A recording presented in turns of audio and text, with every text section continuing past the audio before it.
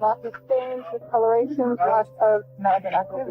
There's definitely a body underneath all that. Seeing the results of what he did haunted me for years. Medical examiners people are now on the left. There's definitely been some body missteps there as well. There's a lot of pain because the bottom line points to someone at one time I loved that did all this. It's hard to think about because it was a whole lie, all of my life. But there was a lie.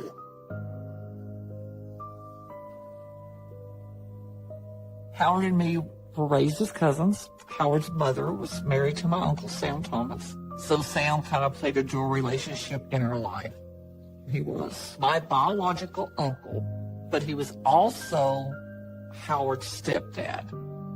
Howard and I were together at Christmas time, birthday parties. I have a lot of good memories of when I was a kid.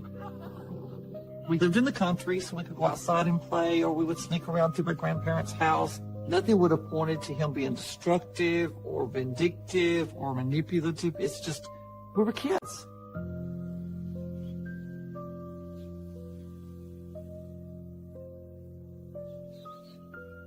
We were around each other to about the time I think Howard was in high school when his mom divorced my uncle.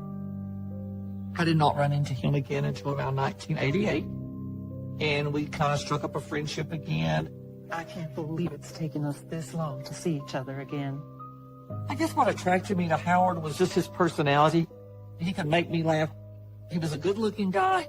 He come across as genuine, honest, sincere. You look good. You do too. I had recently divorced, and I have 2 children of my own. He was a single father. Kelly, who is Howard's child, is the same age as my son, and things just kind of clicked. Kelly became like my own daughter, and within a couple of years, I did legally adopt Kelly. Once Howard and me got married, he treated my kids great. It made our relationship perfect because that's what I wanted. I wanted a husband who loved me and loved my kids, and would put us first. We were a close, what I thought was a close family, until things were wrong.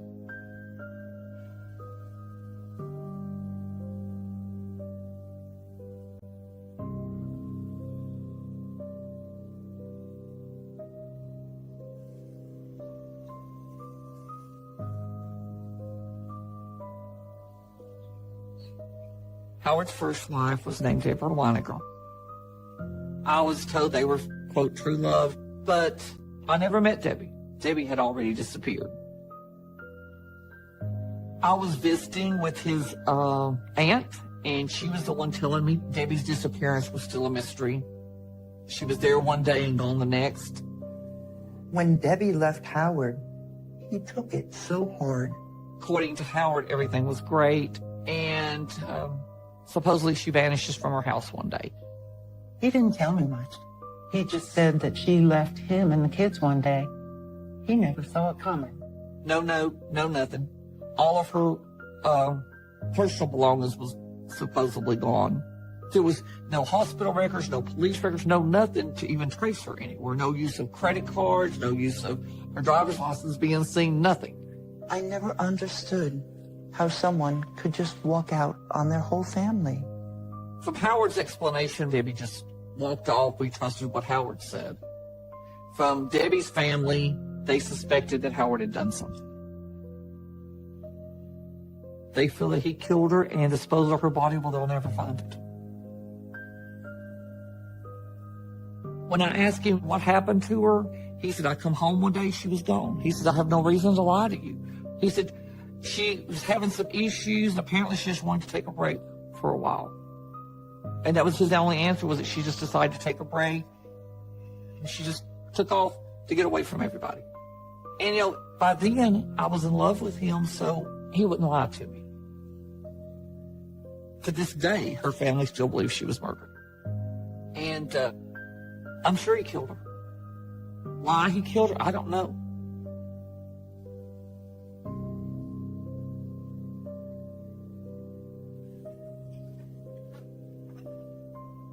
I don't know how I feel.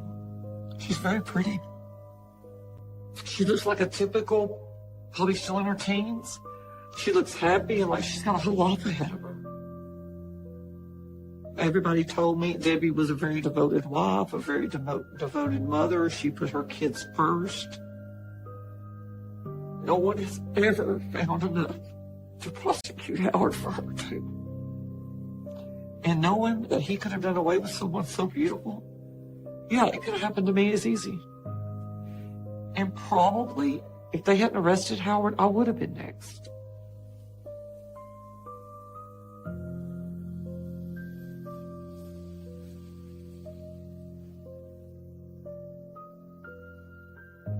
When you look back at stunts he pulled, it's like he had a pattern of wanting to commit fraud.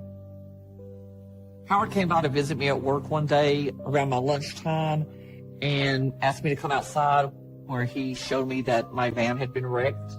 Oh my God. The story was that his daughter had decided she wanted to learn to drive, and she drives my car down the road and puts it in the ditch and takes the whole side out. Is she okay? Yeah, she's fine. He told me that he had talked to Kelly about what had happened to my van, that she was real upset about having tore up the van, and we should just like let it go and not upset her anymore. So I let it go.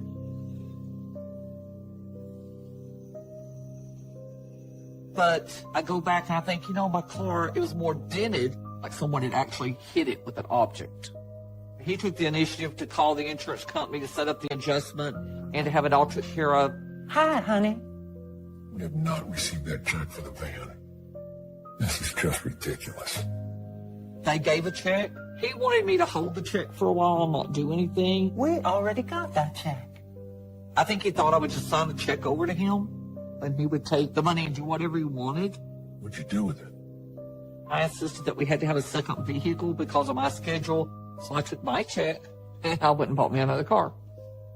You can't just go out and buy a new car without talking to me first. He was very upset that I would not split it with him, or I would not wait several days to get a car. We were supposed to discuss what we were going to do with this money. I wasn't being fair to him. He should have part of it too. And if I'd have waited like he wanted, that money wouldn't have been there the next day. What he wanted the money for, I don't know.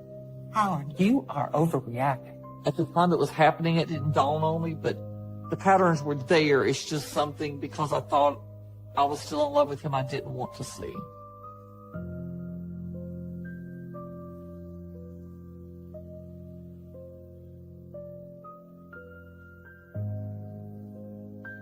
We got to a point where we could build our own home. It was like a family thing, so everybody would have what they wanted. And it was something that was supposed to be our forever home.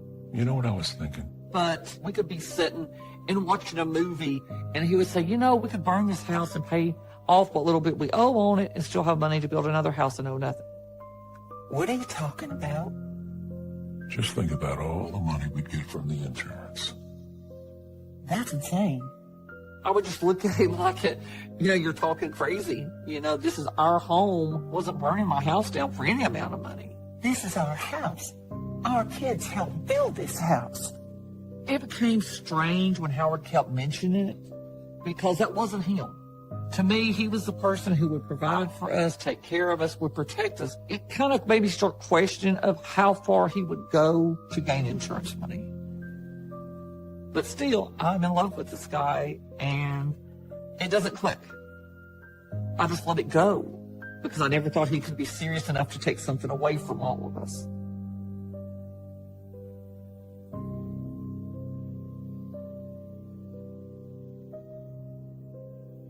And people may think I'm crazy, but I can't let myself be scared of him. And I won't let myself become his victim. It's hard to go back and look at photos. Most of them, I'll be honest, I have destroyed. During this time, he was very easygoing, happy. It's like everything was going perfect. I figured we'd be together forever. It's hard to believe when I look at this photo that he's the same person who told me that he killed people.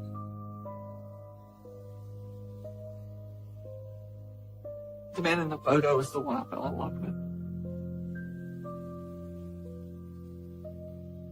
I really just don't want to see that part of him. That part is who he made me think he was, when in truth he wasn't. All those years were wasted. To where I thought my life was happy and everything was right. And then it would turn upside down and made it a whole lie.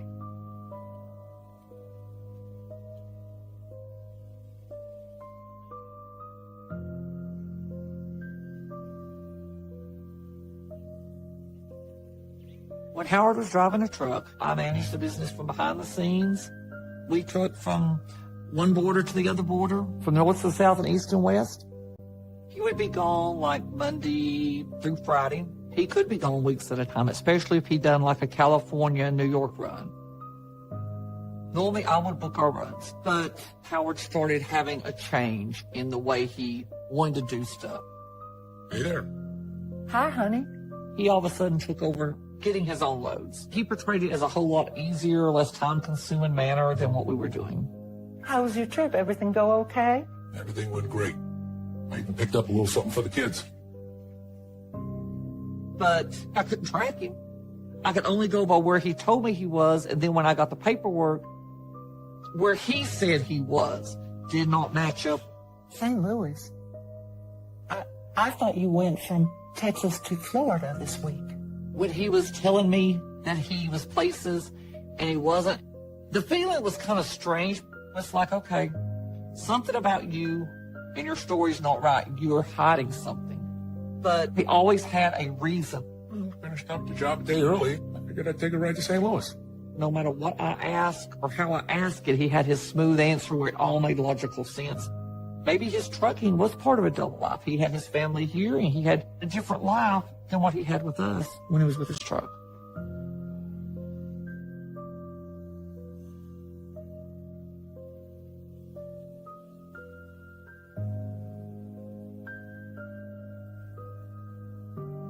He wanted to please his daughter, and I can see why. That's his daughter. That's his biological daughter, his only child. And he wanted to fit in. He wanted to relate to her. He wanted her to want to hang out with him. But he started doing stuff that I wasn't comfortable with being around. He started hanging out with her friends. Kelly is friends with Samantha Lemming. They went to high school together. Adam Christman was Samantha's boyfriend.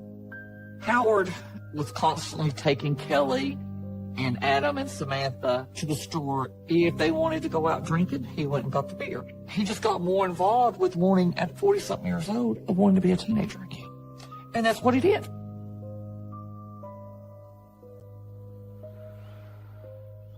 The first time that I became aware that Howard was hanging out with the teens was when I found them all at my house. I worked a third shift job, so normally I got home between 6:30 and 7. One time when I come home, there were kids just piled up under sleeping bags, blankets, sheets, whatever, all piled up together. There were probably 20 plus kids at my house. I was shocked. Howard was in our bed asleep, so I do wake him up and I ask him who's in my floor. What the hell is going on in the living room? And his explanation is there's some of Kelly's friends, they were over here playing. It got too late to take them home and their parents didn't want to come get them. His story of these kids is they did not get along with their family. So Howard was an outlet. He said he was a safe haven for them. They would have a place to stay. Look, I don't think you understand what some of these kids go through at home. My reaction was I wanted it stopped. I actually demanded that I do not come home and find this again. I told Howard it was inappropriate. I'm serious. It's not right and it needs to stop.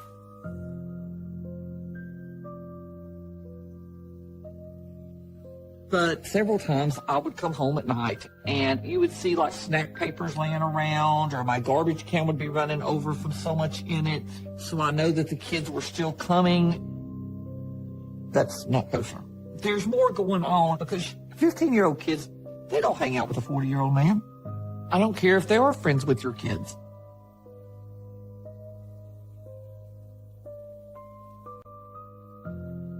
His relationship with the teens, it developed quite rapidly. What really broke the stream with us is it was New Year's Eve. Howard's nowhere to be found. His daughter's nowhere to be found. when he showed up the next day, I asked him where he went. Where have you been? And he said his daughter wanted to go run around with her friends, so he took them running around, and he found out that they had rented a motel. And so he took them to the motel, and they were all drinking. So he decided to stay overnight, too, because he was drinking. I thought I was doing the responsible thing. The more I thought about it, the more mad I got. Why are you toting these kids around? They're underage. Where are their parents? If you want to hang out with a bunch of teens, that's fine. You do that. I wanted out, and I wanted out then. I didn't want to give it time to wait. I'm done with you. Howard and me had an agreement if we ever split up, I wouldn't fight him for Kelly. So, as soon as I could, I packed my kids up and we left. And I moved on with my life. He's a 40-something-year-old man. You're messing around with people's kids. If everybody else comes first, then I don't need him because he's not putting his priorities where they need to be. We still remain friends because I wasn't angry. I didn't hate him. It's just I wanted my life separate.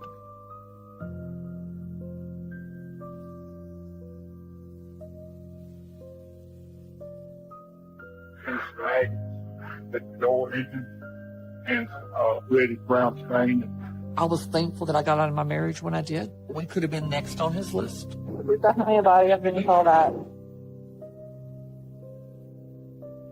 Sam Thomas was my biological uncle, but he was also Howard's stepdad. And we hadn't talked to him, I guess, in a few days. So we tried calling him on September 3rd, and we rang. He didn't answer, so the next day we tried again, and rang, nothing.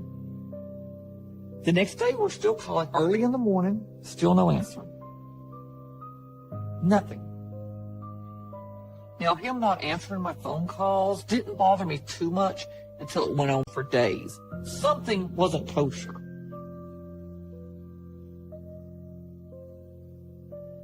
Howard knew that we were looking for Sam. Hello, Howard. Hey, Rhoda. Have you talked to Sam lately? He said he had been up at Sam's house and Sam was fine. Yeah, I saw him a couple days ago. Everything seemed fine. Howard said, I think Sam took a trip, and Sam had mentioned something about an RV. You know, I remember him saying something about buying a camper. He did? Yeah. Don't worry about him, he's okay. Kind of passed it off. So it was like Howard was making excuses at a point for us not to go up to the house. Sam could take care of himself. He's gonna be just fine. Okay. But for him just to up and go without giving, somebody the heads up that he was going, it really didn't make sense. So after not being able to reach him for several days, we knew he had some health issues. Nothing major, but we still wanted to check on him. So I told him, I'm going to drive up to the house and see what's going on.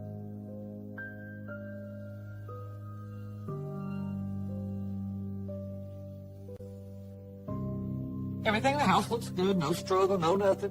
We looked around the house, his bed was made, everything. Nothing looked out of place. His furniture was there, his clothes was there, and Howard was with me. But he kind of more like followed like a shadow looking to see what we were looking at. He had a little bit of a nervousness to him. He wanted to hurry up. We don't see anything here, let's go. He wanted to get in and get out. At that time, his actions didn't raise suspicion because he made it appear as though he was helping. On afterthought, it's like he was looking to make sure you didn't see anything. It was more like he was overlooking you. Sam kept his medication on him, so if he was even going to be gone even a day, he would have took his medicine with him.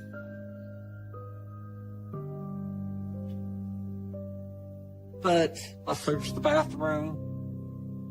I found that his pills were still in the bathroom cabinet, which I thought was odd, so I did make a mental note of it. Okay, that's one thing that's not right. My mom and my uncle went to the police for the first time and filed the missing persons report. And the sheriff's department answer is he's 73. He can go where he wants. So still at that point, they did not take us serious that my uncle was missing.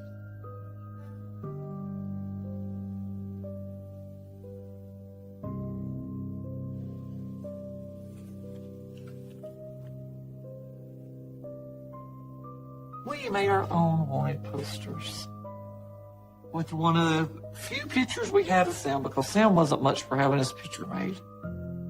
And we took these pictures all over North Georgia, all over Chattanooga, Tennessee. When Sam disappeared, Howard was very supportive in trying to help us search. He agreed to put posters up. He agreed to, help in any way he could. I honestly thought he was concerned, so we hunted and we hunted. Some people recognized his name, but not his picture. Someone had attempted to use his credit card. Again, we notified the sheriff's department. We know something's wrong. This poster was our only way of trying to find him, but we made it too late. Because by the time we made it, he was already dead. And it breaks my heart that we didn't get to him soon enough.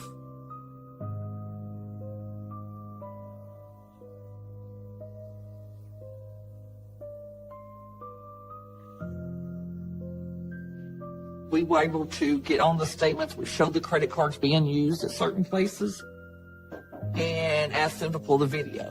It was Howard and the teenagers with his credit card. I was shocked to see that it was actually Howard using the credit card. Have you been using my uncle's credit cards? What? Don't lie to me. Howard claimed that Sam had given him his credit cards because Sam was holding cash for him. It's complicated. Howard supposedly had $4,000 or $5,000 Sam was holding for him. Howard's explanation was, I gave Sam money. He gave me the credit card in case I could not get with him to get my money when I needed it. He claimed he had had them for months. However, the only time the credit card had been used was in the AM hours after Sam disappeared. That don't make any sense. That was a big red flag. Okay, what do you know? Where is Sam? And still his story was Sam said he was going out of town. Look, I'm done talking to you. I think you should go now.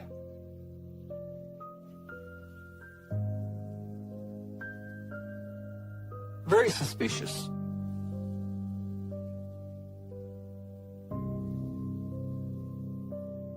Okay, this is the entrance.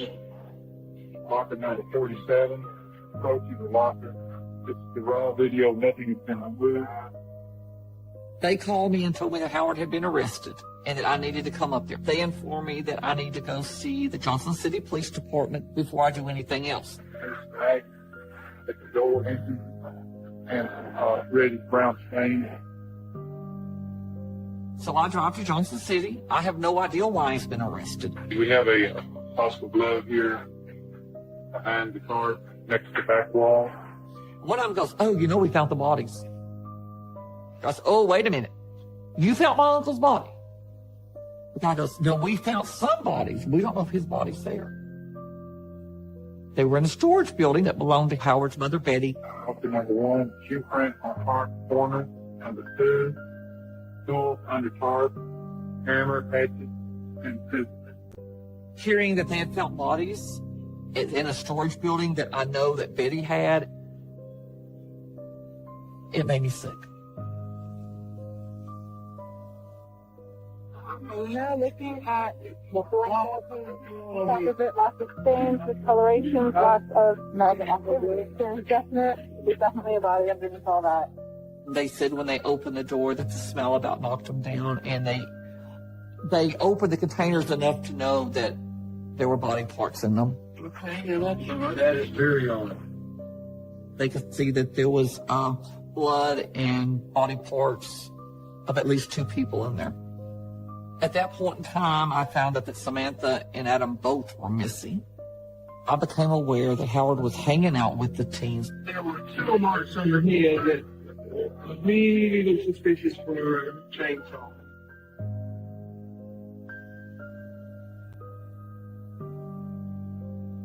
I talked to some other officer.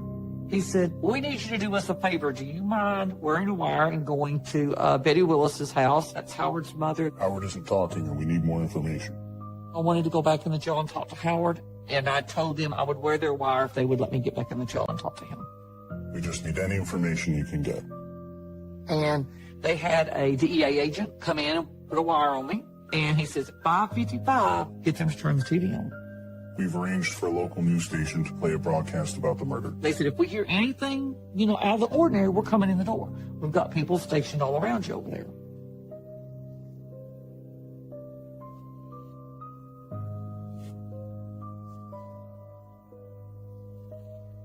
When I went to the house, his Aunt Marie answers the door. Who is it, Marie? It's okay. It's Wilda. As soon as I entered the door, she reaches behind me and deadbolts. They never lock their doors. Something isn't right. People who never lock their doors don't all of a sudden deadbolt their doors. They were both nervous. They were antsy. They're talking around in circles. You've got to go see Howard. You've got to help Howard. You're the only one that can help Howard. I'm like, let's watch the news while I'm here, see what's going on. We're going now to Johnson City, where police are investigating a group. As soon as it pops up, there's the storage building with police tape and stuff. And they say something about they believe they found teenagers' bodies. And Betty and Marie both go. They found the kids' bodies. Oh, my God. And I look at them, I said, what are you talking about? She said, they found Samantha and Adam's body. And Betty goes, that's my storage building they found them in. I'm like, wait a minute. I'm nervous. I'm sitting there keeping eye contact the best I can because I don't know who's involved. I don't know who's done anything. The more they talked and the more they acted like they did, the sooner I wanted to leave. And I told them, look, I've got to get up and go. If I want to see Howard at the jail, I'm out of here. I got to get out of here right now. So I get ready to leave. This is the scariest thing that ever happened. Both Marie and Betty jump to their feet. Betty right in front of me, Marie to the side of me. And they yell, you're not going anywhere. Hold on. Betty's known to carry a gun. More than one gun. When Betty leaves to go in the other room, it's going through my head she's going for that gun. So then I am panicking. Because I'm like, they're going to kill me now. This is it. So I'm edging my way to the door, which isn't only a few feet from me, but I know the door's locked. So I've got my hand behind my back trying to undo a deadbolt. And it doesn't want to unlock. And even though the police said they could get to me, I'm in front of the door. I later learned from the police that they were fixing to kick the door, but when they realized I was trying to open the door, they held back. And Betty comes back in there with money in her hand. Here, can you take and give this to Howard? When Betty walked in there with money in her hand, I was shocked, but I was also relieved because it wasn't a gun. Promise me you'll do something for him. I promise. I thought she would kill me. So I thought she figured they had said too much. They tell me good luck and they hope I can talk to him.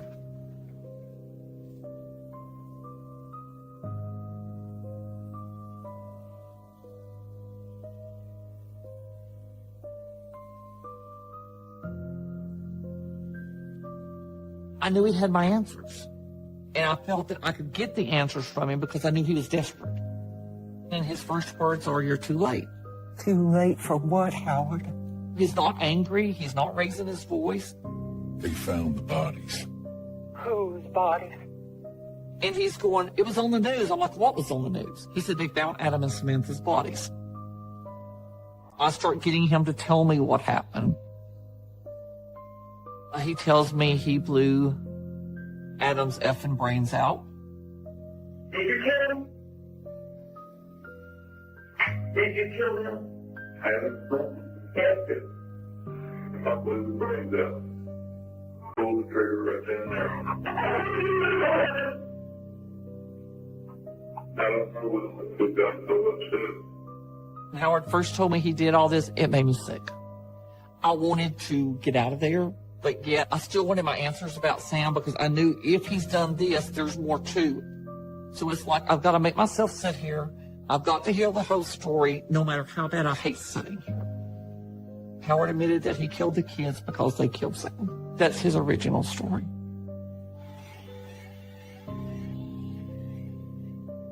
According to Howard, Adam and Samantha went up there to rob Sam. He said that Adam came in there high, bragging about how he killed the old man and how he cut the old man up. So that Howard just picks a gun up and shoots him. And then he turns the gun and shoots Samantha at the same time. So you shot Sam. Out there, Eddie. She was right there beside him. So when she told me that? She turned around and I had to shove her too. He said that he cut Adam up because Adam said that he cut Sam's head and hands off. So he cut Adam's head and arms off. What did you cut, Adam?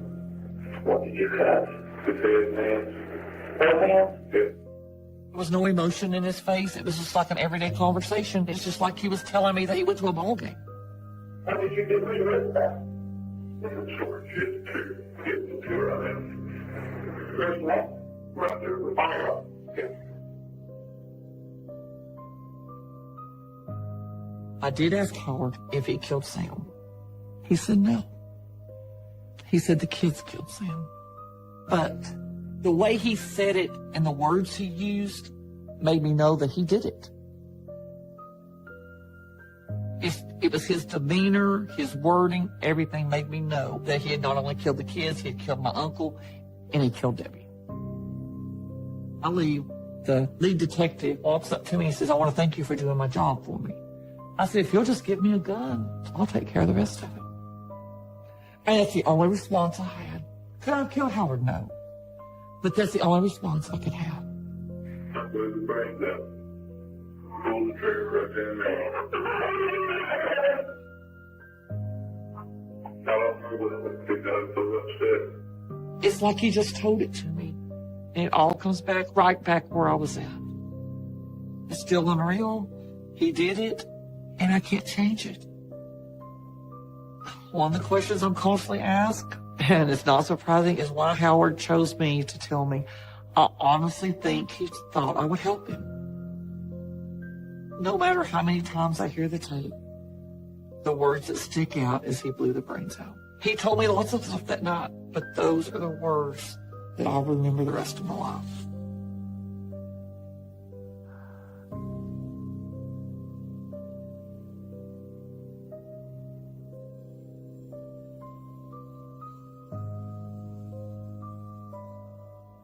I get a little disposable camera to make pictures. When the pictures were developed, they had skulls in my pictures in various places.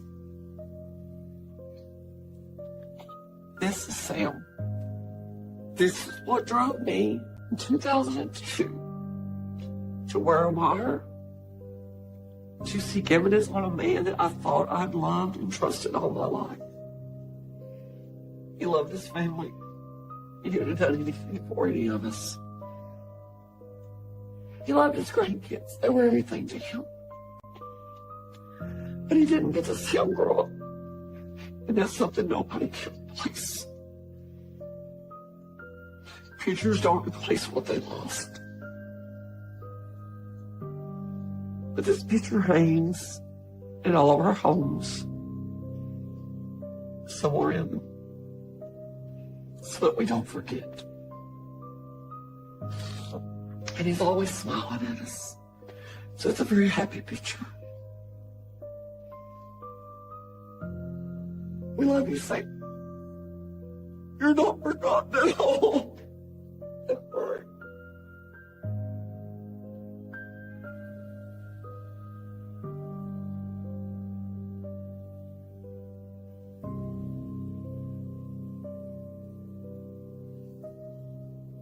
Howard had given me information that night in that interview of where I could find Sam. He tells me that Sam's body is up on Lookout Mountain. So he gives me various places on Lookout Mountain to go the next day. We had some of Georgia State Patrol, we had Walker County, so we all go to the mountain. We searched most of the day.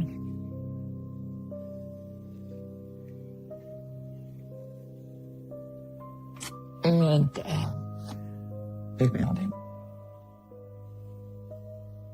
His head And his hands were missing.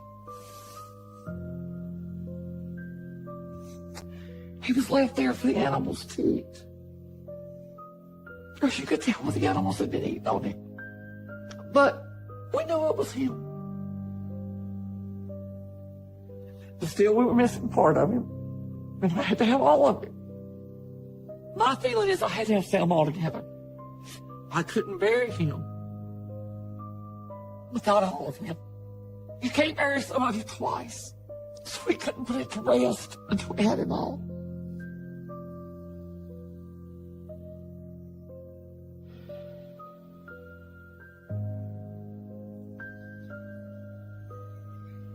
I start talking to Howard Moore. Where do I find the rest of Sam? So I pushed and I pushed. Finally, Howard says, make me some pictures and I can show you where his head is. So I get a little disposable camera to make pictures. So we go back down the trail. When the pictures were developed, they had skulls in my pictures in various places. If you look at my pictures, you can see the skulls. But if you go look at those rocks or that landscape, you don't see the skulls. And to this day, I think it was my uncle giving me the clues on where to find him.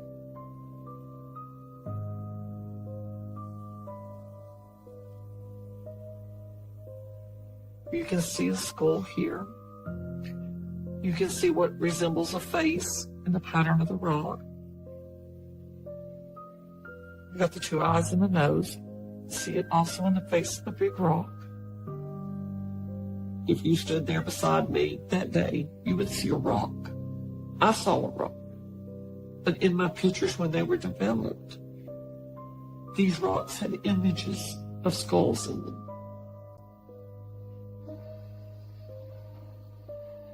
So we used my pictures to walk down the trail.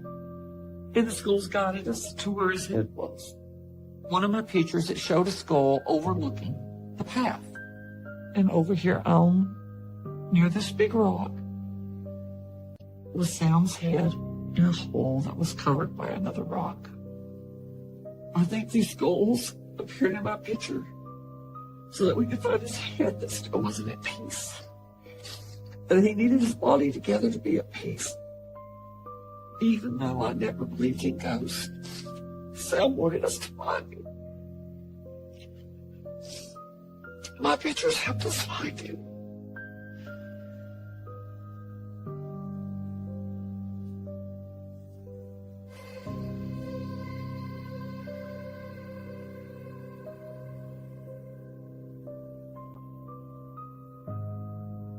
His verdict came back faster than I ever dreamed. They come back with the first-degree murder on both cases, and then he was given the death sentence. As far as him being given the death penalty and the way I feel, I agree with it because he killed those kids, but then I was raised all my life that the death penalty was wrong. So it's a big conflict for me. I think he deserves it. And I was really struggling with the fact, here I'm raised that the death penalty is wrong, but I was a key witness in a death penalty case that got somebody the death penalty. So it's still a very hard issue that I don't know how I'm going to feel when it happens.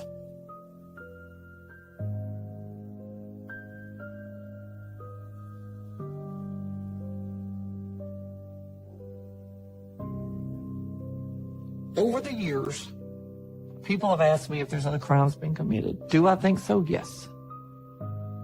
Can I prove it? No. The DA's take is he's convicted of 2 murders. Why convict him again? Why waste money? But to this day, there's still no one prosecuted for Michael's death. And to this day, we don't have our answers. And that's the hardest part to accept. We're never going to see justice for him.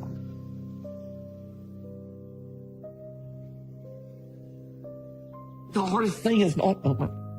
It's not knowing why, even though we suspect it was a disagreement over money. My honest opinion is Howard went up there for money and that things got out of control.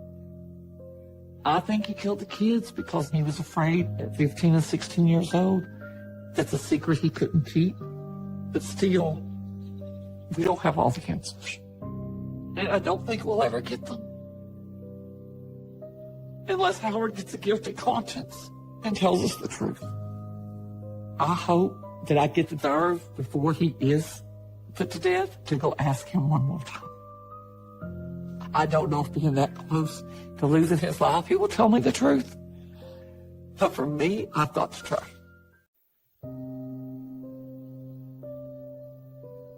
November the 13th, 1977, Los Angeles, California. Schoolgirls Dolores and Sonia were on their way home from a day's shopping when two police officers stopped them for questioning. But the so-called policemen were in fact killers. They fell victim to two men who knew no compassion, no remorse, no empathy. It is beyond depraved. 14-year-old Sonia and 12-year-old Dolores were abducted, held captive for 5 days, repeatedly raped, then strangled. Their killers were two cousins, Angelo Bono and Kenneth Bianchi. You got the smooth-talking, sharp, glib Bianchi, and then you've got the street-con, wise, smart predator in Bono. That's a pretty dangerous combination. The partners in crime went on a killing spree, murdering 10 young women in just 4 months. Many were dumped on hillsides across L.A., lending the killers their infamous name, the Hillside Stranglers. These two were not going to stop until they were caught. This had a really devastating effect on the lives of women in Los Angeles. The deadly duo terrorized the streets of L.A. whilst masquerading as police officers. They raped and tortured victims as young as 12 during their sickening rampage, making Angelo Bono and Kenneth Bianchi two of the world's most evil killers.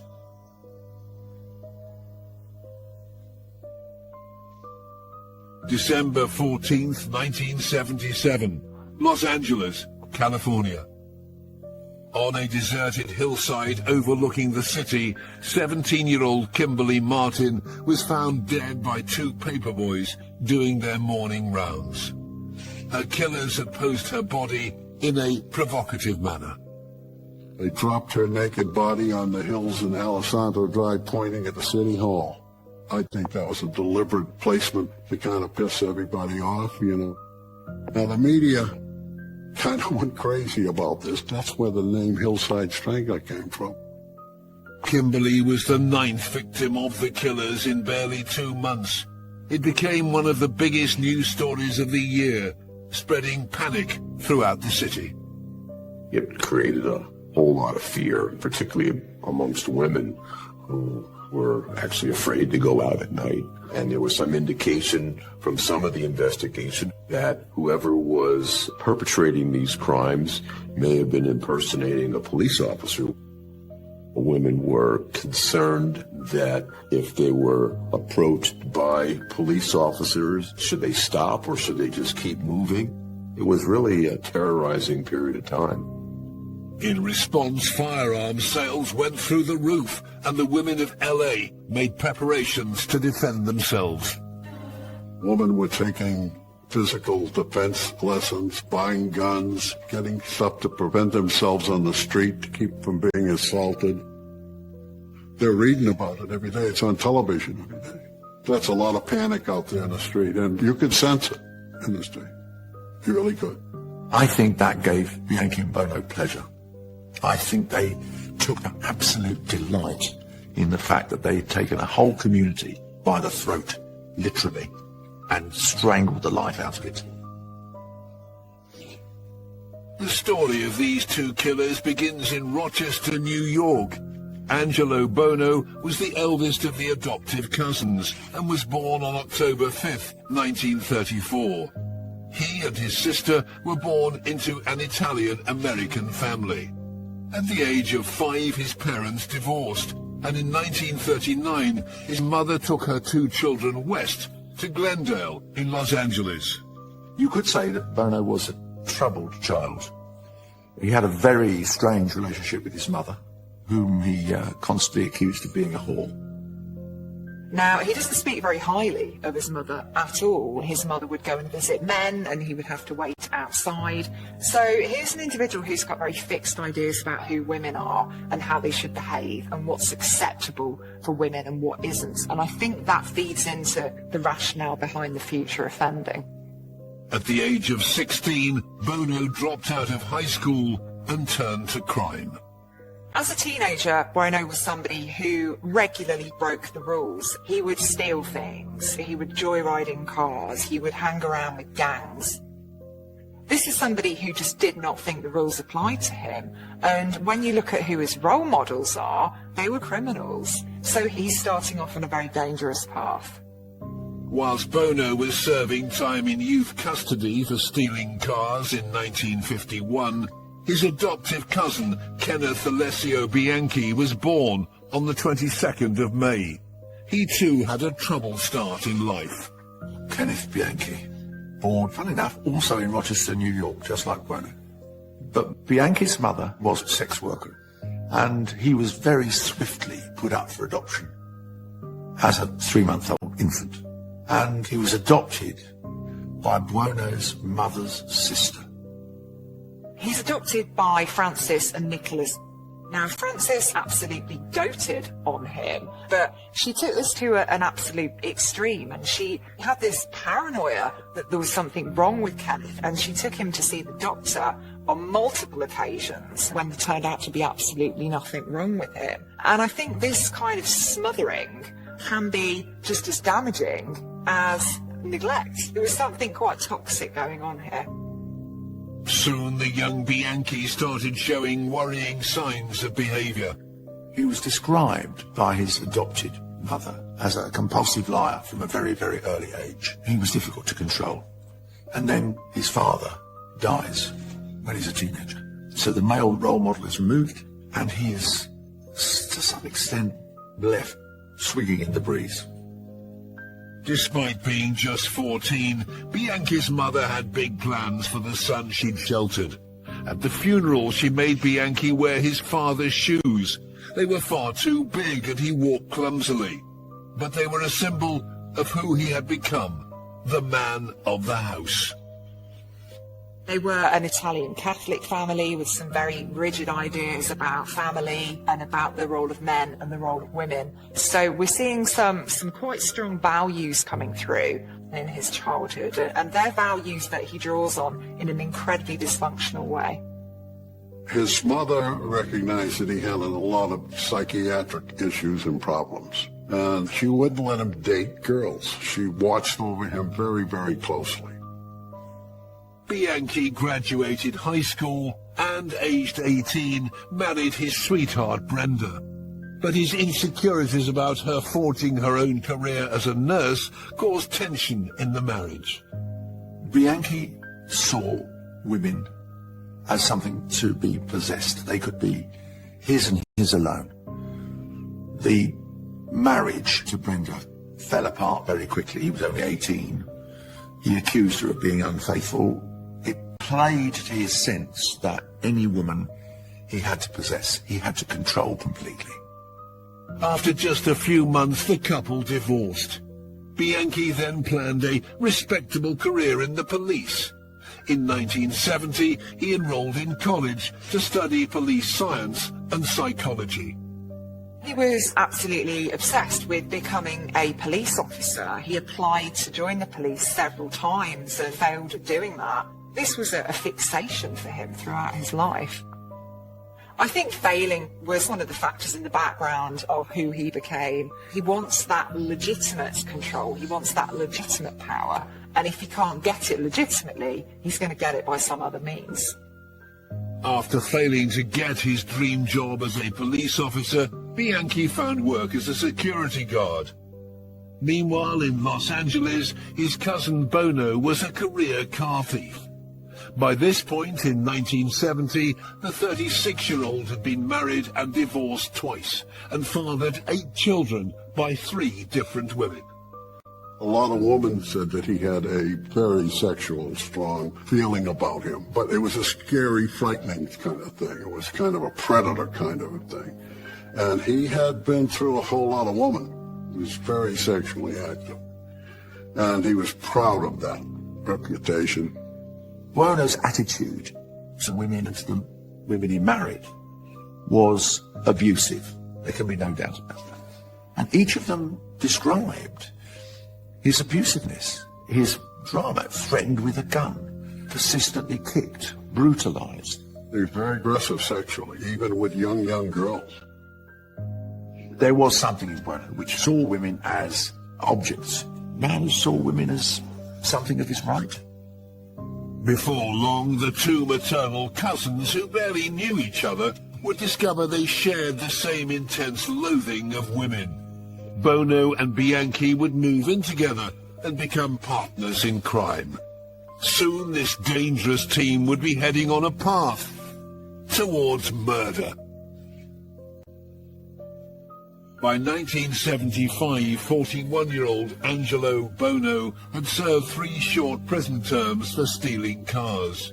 He also had a long, dark history of domestic abuse, raping and beating former wives and girlfriends. But now it seemed Bono wanted to settle on the straight and narrow. Although he wasn't particularly well educated, he was quite smart. He was capable of running a business. Indeed, he started his own business, auto upholstery. He was very successful. Matter of fact, the rumor is he did one of Frank Sinatra's cars. He also considered himself a mafia kind of guy. At home and at work, Bono was meticulous to the extreme. Bono was obsessed with cleanliness. He would bleach his house several times a week. He was able to change the brakes on a car without getting dirty. When you see people who are obsessed with cleanliness, it's about feeling that everything is within your control. Meanwhile, over 2,500 miles away in Rochester, New York, Bono's cousin, Ken Bianchi, had been fired from his job as a security guard for stealing jewelry at the department store where he was working. In January 1976, Bianchi's family came up with a plan to temper the wayward 24-year-old. Their mothers are sisters, and they think it's a good idea for these two to live together. And I think it is part of this kind of Italian Mediterranean family values, you know, that if you're part of a family, then you're always welcome. You should always look out for one another. Bono was doing the family a favor, taking him in. This is something he didn't really want to do. This is a guy who lives alone. And to take in a boarder was something that, he wasn't happy with. Bianchi apparently looked up to Angelo Bono, his older cousin, kind of admired the tough guy image that he projected. Once again, Bianchi tried for a career in the police, this time with the LAPD. But once again, he failed his exams. In the end, Bianchi resorted to lies to get a respectable job. He had phony certificates made up, showing that he was a graduate of Columbia University and had a degree in psychiatry, and he was actually a psychologist. A psychologist in Los Angeles actually hired this guy, and he was seeing his patients. He had a gift of really selling himself, and he did. He was a sociopath, and he was a pathological liar. In June 1976, Bianchi finally made it into the LAPD reserves as an unpaid volunteer. He also found himself a desk job to pay the bills, and at work he met a new girlfriend whom he moved in with. By now the cousins had a real rapport. Bianchi looked up to the older Bono and was only too quick to get involved when he suggested they establish themselves as pimps. He and Buono set up what would only be described as an agency for prostitutes. They target 2 young women whom they set up to work for them, to make them money as sex workers. It was a marriage made in hell. I mean, here you've got a sexual predator and a sociopath. Bianchi wants to be like his cousin Angelo. See, he looks up to him. He's older. He was excited that it's a recipe for madness. But pimping prostitutes wasn't enough for them. To satisfy their own sexual cravings, they prowled the streets using a tactic inspired by an infamous criminal from the 1940s. When Buono was an adolescent, he very much looked up to career criminals, and one particular criminal, a serial rapist called Chessman, who he became very interested in, had actually used a police ruse in order to target his victim. I think Buono saw something there that lodged in his mind, and that would later come out in his offending. Angelo Bono had a security badge that belonged to his stepfather, and they used that to portray themselves as undercover police officers. They started using the badge to get free sex from prostitutes. They liked the fact that they could get girls back to their house and have them have sex with them, then play a badge on them and tell them that, hey, don't tell anybody we did this, or you'll be in trouble. But the excitement of duping women for free casual sex soon wore off.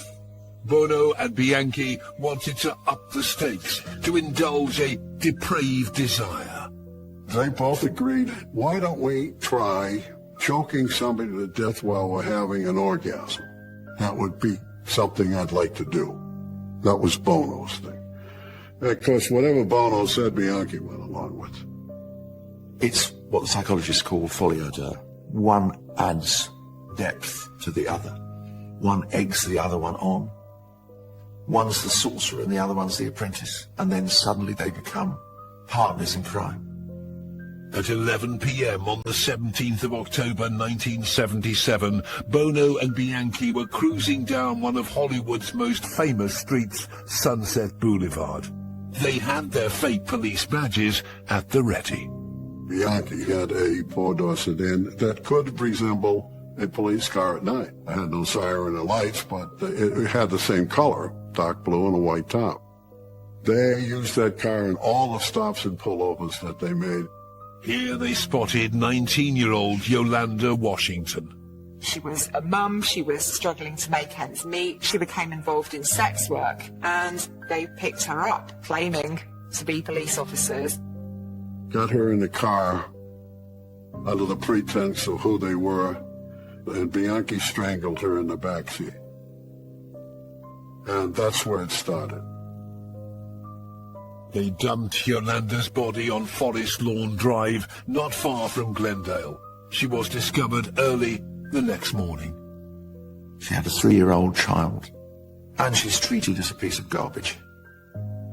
From there, it just kind of accelerated. They started discussing what they were going to do. Let's take them back to the house. If we take them back to the house, then we can play games with them. And that's exactly what they did. Barely 2 weeks later, on the night of the 30th of October, Bono and police reservist Bianchi were roaming the streets once again. As they stalked Sunset Boulevard, a young girl caught their eye. Judy Miller was picked up on Sunset Boulevard near a hot dog stand.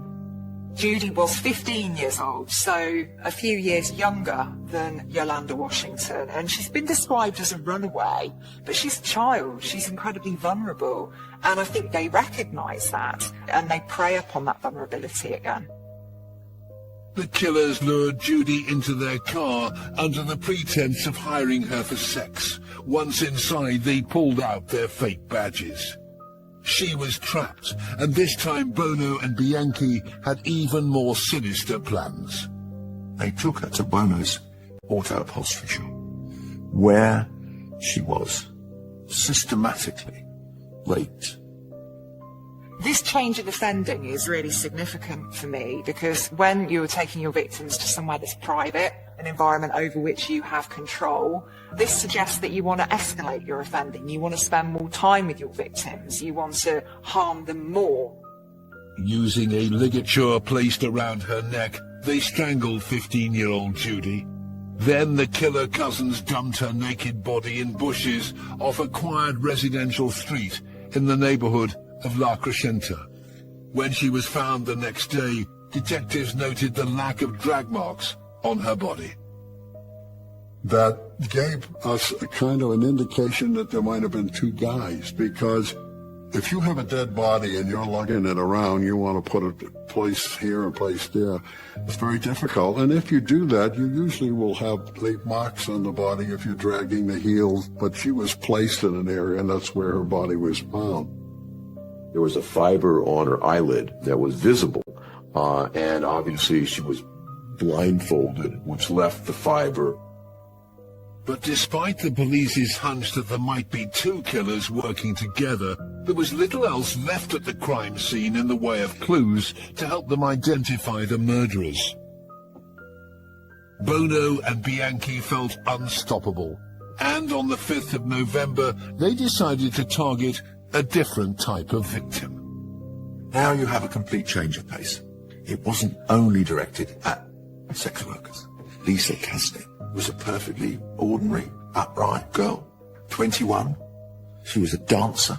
Quite a good career with an extraordinary group called the LA Knockers. Lisa Kasdan was walking to her apartment, and police ruse was used with her. She was brought back to Bono's shop, raped and murdered, and her body was found in the bushes off a street in Glendale. Now Bono and Bianchi had killed 3 young women. They were reveling in their success and growing in confidence. They were getting into their stride. They would discuss it, according to Kenneth Bianchi. They would sit down, well, what do you want to do tonight? Let's try Hollywood again. Let's pick up another whore in Hollywood. They took him to Bono's upholstery shop and sexually assaulted him, strangled him, took their nude body and threw him in the hillside around the city of Los Angeles. It was a game. The rampage continued. Just 4 days later, on the 9th of November, 28-year-old actress and model Jane King was stopped at a Hollywood bus bench. She was taken to Bono's workshop, where she was raped, strangled, then dumped next to the freeway in Glendale. The killer cousins had claimed 4 victims in nearly as many weeks. It was the most extraordinary spree. And I think one of the things that made them, in the end, terrify Los Angeles, there was no pattern. They literally, like lightning strikes, they had an appetite. And that appetite knew no bounds. But Bono and Bianchi's killing spree had barely just begun, and soon they'd become the talk of Tinseltown. On Sunday, the 13th of November, they set their sights on 2 children. Sonia Johnson and Dolores Cepeda were spotted getting on a bus after a Sunday afternoon shopping. They get off the bus, almost certainly. They're impressionable, they're 12 and 14. 2 men stop them, they say they're police officers, they get them into the car, they take them back to Bono's. I mean, it is unimaginable. This time the victims were imprisoned and held captive in Bono's home. The 2 schoolgirls were gagged and bound, then repeatedly raped over 5 days. What they must have subjected them to, and what those girls must have felt, is literally horrifying. Depravity is too good a word for it. It is utter depravity. At the end of their torture, the 2 children were strangled. The killers dumped their bodies 4 miles from Bono's home on a hillside near the famous LA Dodgers Stadium. It's a street that Bono referred to, and since he had grown up in the area, as the Cow Patch. And apparently their bodies were just thrown down the hill. It is behavior at the most disgraceful because it's inhuman. It is animalistic. Despite raping and killing 6 women and girls in barely a month, Bianchi and Bono were left wanting for more. They're varying their offending at this point in time, and offenders will do this because they will get bored. They will want to mix things up. They will want to make things interesting. Their victims were no longer just randomly picked off the streets. On the 20th of November, 2 days after their last killing, Bianchi called at the home of 20-year-old art student Christina Weckler. Christina Weckler had met Kenny Bianchi. They lived near each other. He succeeded in getting her out of her apartment on a ruse that he was now a LA police officer, and her car was involved in an accident. Why the poor girl went, I don't know, but that was it. They abducted her, took her back to Bono's house. Once at Bono's home, the killers had devised a new, sickening act of torture for their 7th victim. They use a more elaborate method of killing her. Not simple manual strangulation, but they put a plastic bag over her head and put a gas pipe into it and effectively suffocate her. The killers also injected Christina's arms and neck with air and cleaning solutions to try and induce a fatal embolism. There was a mark on her neck where they put cleaning fluid in her neck with the syringe. This is incredibly sadistic. It's incredibly drawn out. It's an escalation in their offending. They're enjoying the process of watching their victims die, of having that ultimate power and control over their life and death. And this is something that's only going to get worse. Then they dumped Christina's body on another remote hillside in Highland Park, several miles from Bono's Glendale home. It was a Sunday. I was notified at home. They said, we got a dead girl out here, and then it's definitely a murder victim. So I went out, did my usual crime scene investigation, and I noted the ligature marks on the hands and on the ankles. Detectives also noticed that the bodies continued to be placed and not dragged to each location. They were still convinced that they had more than one killer on the loose. We had put a lot of uniformed policemen in the area of northeast Los Angeles looking for 2 suspects, or 1 suspect as a serial murderer. So we were focusing in the area where the girls were originally abducted. I think that information got out somehow to the media. So what did Bianchi and Bono do?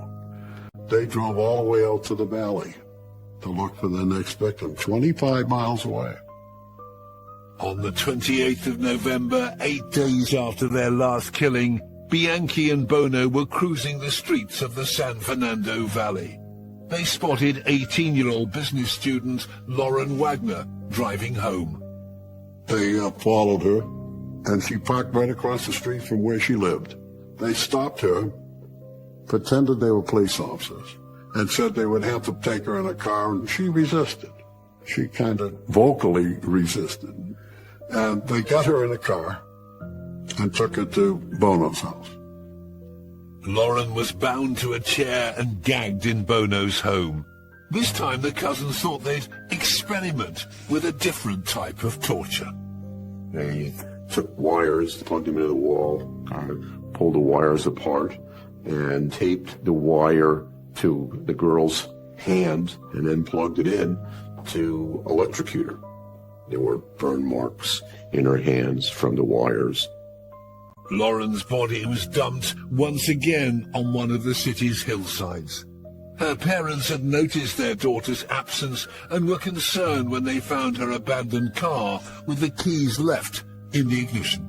And this was something that was out of the ordinary. She wouldn't normally do that. So immediately they knew that something was wrong. They knew something was amiss. So they contacted the local police department. She was discovered the next day on the 29th of November. Her body was found once again on the side of a hill on a little street in the Glendale, LA area. And she was lying there naked as the others with ants crawling all over her body. Upon seeing her, we knew right away that she and Christina Weckler were killed by the same people. Both had very similar ligature marks on the body, around the neck, and one on each wrist and one on each ankle. We began referring to that as 5-point ligatures. Forensic investigators also found a small fibre stuck to the adhesive left by the tape that had been used to attach the electrical wires to Lauren's hand. Detective Bob Grogan went to her parents' home to break the devastating news about their daughter. But word of an 8th strangling victim had got out, which meant the LA press were already one step ahead. On the street where the Wagners lived was all the media in Los Angeles, trying to interview Mr. and Mrs. Wagner. I hadn't even notified them, and they were running around with their microphones looking for an interview. And I ordered the uniformed police to move them off the street and get them out of there. If they turned this into a circus, and this was far from a circus.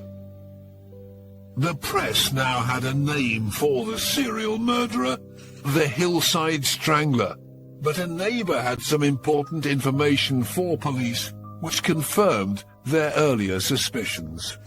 She came out and saw 2 guys putting a girl in the car. That was the first time we actually had visible proof that there were 2 suspects. Couldn't identify them, but 2 were seen.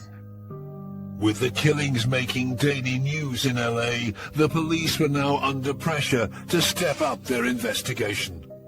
After the murder of Lauren Wagner, the detectives, we got together and said, we got a serial murder. We got a big problem. Big problem. The chief wanted a task force.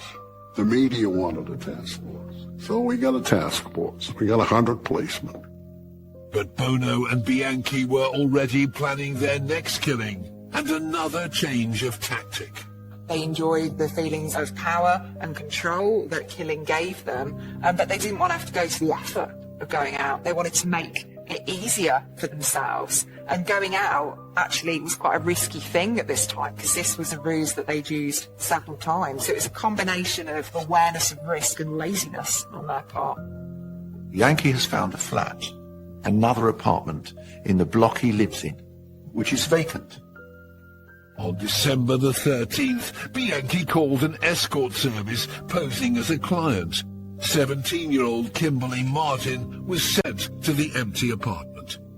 As soon as the door was open, she knew she had made a mistake. Bono and Bianchi were there and the struggle broke out. She had quite a severe head injury, almost as if she'd been bashed against a wall. So what I see in this case is an individual who knew that they were in danger and actually fought tooth and nail for their life. And I think that's testament to the strength of character of this individual. Bono and Bianchi took Kimberly back to Bono's workshop. After raping and strangling her, the killers planned a final act to taunt the city. Her body was deposited on the side of a hill kind of overlooking the city of Los Angeles, and her body was kind of displayed like this, and she actually came to symbolize the Hillside Strangler. Where she was thrown was kind of a way for these guys to thumb their nose at the world. And the media jumped on that, the Hillside Strangler strikes again. So it was a panic situation in the city of LA, no question about it. The Hillside Stranglers had now claimed 9 innocent lives. Bono and Bianchi sat back and relished how their murders had become one of the biggest news stories ever in LA. The Los Angeles Police Department were now under pressure to catch the killers before they struck again. By December 1977, the Hillside Stranglers had claimed 9 innocent lives. Bono and Bianchi sat back and relished how their murders had become one of the biggest news stories ever in LA. The Los Angeles Police Department were now under pressure to catch the killers before they struck again. It created an utter panic. If you were young, and a young woman in Los Angeles at that time, I think you would have been frightened. Anybody would have been. Bianchi was reveling with the headlines his murders were generating. Still a member of the LAPD reserves, he went on ride-alongs with the police and was on patrol with a local sergeant just 2 days after Kimberly Martin's killing. He was asking questions about this murder and he was wanting to see the dump site. So he was trying to find out what the police knew, essentially. He was trying to get some information. And the sergeant said, hey, I work uniform. I don't know anything about that. So he was brazen enough to come out and make that kind of a statement. He told many people, I could be the Hillside Strangler. It didn't bother him, but you got to remember, you're dealing with a pathological liar, so he could say anything at any given moment. The two murderers decided to lay low for the next 2 months. But on the 16th of February 1978, they couldn't resist 20-year-old Cindy Lee Hudspeth. She walked into Bono's shop to get upholstery work in her car. Big mistake. The predator of predators she's talking to and doesn't know this. Next thing you know, she's victim 10. They put her body in the trunk of her Datsun, her orange Datsun car, and they drive it to a higher area, Los Angeles. The car with her body in it was pushed off of Los Angeles Crest Highway, where she was found. But soon cracks began to show between the deadly duo. The status that Bianchi was enjoying as a serial killer seemed to be going to the younger cousin's head. Kenny Bianchi has got to the point where he's kind of got Bono worried because he's bragging about these murders now. Hey, I went up ride-along with the police department. Bono couldn't believe that. So there was a falling out. Bono threw him out of the house. It's out, I don't want to see you ever again. The two killers finally went their separate ways. That same month, Bianchi settled down to become a father when his girlfriend gave birth to their son. Now you have one of those wonderful contradictions. You have a superficially doting father who has evil intent, who presents, to use the contemporary phrase, as an upright member of the community, and yet is anything but. In May 1978, Bianchi's girlfriend left him and moved to Bellingham in Washington state. Desperate to stay with his son, Bianchi followed and found a job as a security guard. We've had this epidemic of killing, and it stops. But the trouble is, Bianchi can't stop. It has become too addictive. On the 11th of January 1979, Bianchi offered to pay two university students, 22-year-old Karen Mandick and 27-year-old Diane Wilder, $100 to house-sit one of the properties that he was guarding. It's unclear exactly how Bianchi forced these two down the stairs into the basement, but there's no doubt that he did. He also put the noose around their necks and then strangled them. Kills the two girls. And he does it on his own. He does it poorly. He masturbated on one of the victims. And he couldn't get it on. Couldn't function. He's now acting alone. He doesn't have the street-smart, con-wise Angelo Bono as a partner. Next day, on the 12th of January, Karen's car was found nearby by the police with their bodies hidden in the trunk. Bianchi's employer revealed his whereabouts and he was arrested. He claims that the killing wasn't done by him, but done by his second personality, Steve Walker. So he's claiming that he has another individual in his head who's telling him to do particular things. When the police in Bellingham realized their suspect had a Californian driver's license, they contacted the LAPD. Detectives there noticed something interesting on Bianchi's driver's license. Whenever you moved in California, you had to write on the back of your driver's license your new address. Bianchi diligently did that. He put his address when he moved, which was on the same street that Christina Weckler lived on. That's a pretty strong connection. You got a guy who just killed two girls in Bellingham who used to live next door to a girl in Los Angeles who got killed. That in itself is a strong connection. Doesn't prove anything, but it makes it worthwhile to go talk to that guy. Now, there's a lot of things happening at that time. Bianchi is claiming to be a dual personality, and he's decided that this is going to be my defense.